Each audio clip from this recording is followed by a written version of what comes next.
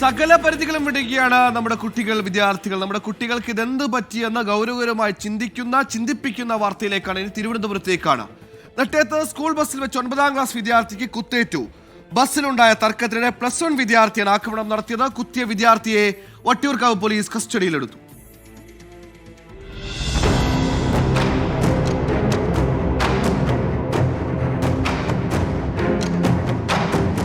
Class കഴിഞ്ഞ് വീട്ടിലേക്ക് തിരികെ സ്കൂൾ ബസ്സിൽ യാത്ര ചെയ്യുമ്പോഴായിരുന്നു സംഭവം.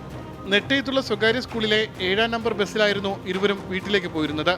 ബസ്സിനുള്ളിൽ വെച്ചുണ്ടായ വാക്കുതർക്കത്തിന് പിന്നാലെ +1 വിദ്യാർത്ഥി 9ാം ക്ലാസ്സുകാരനെ കുത്തി. തലയ്ക്കും മുഖത്തിനും പരിക്കേറ്റ വിദ്യാർത്ഥിയെ മെഡിക്കൽ കോളേജ് ആശുപത്രിയിൽ പ്രവേശിപ്പിച്ചു. പരുക്ക് ഗുരുതരമല്ല എന്ന് ഡോക്ടർമാർ അറിയിച്ചു. ബയോളജി ലാബിലെ ആവശ്യത്തിന് കൊണ്ടുവന്ന കത്തി ഉപയോഗിച്ചാണ് ആക്രമണം നടത്തിയത്. +1 വിദ്യാർത്ഥിയെ വട്ടിയൂർക്കാവ് പോലീസ് പിടികൂടി. 24 തിരുവനന്തപുരം. പഠിക്കാൻ ഉപയോഗിച്ച് മറ്റൊരാളെ കുത്തുന്നുണ്ടെങ്കിൽ നമ്മളെ വിദ്യാഭ്യാസം അത് എത്രത്തോളം ആഴത്തിൽ നമ്മുടെ കുട്ടികളിലേക്ക് എത്തുന്നു എന്നും ഗൗരവകരമായി നമ്മൾ ചിന്തിക്കേണ്ട, അതിന് മാറ്റം വരുത്തേണ്ട സമയം കൂടിയാണ്. മറ്റു വാർത്തയിലേക്കാണ്.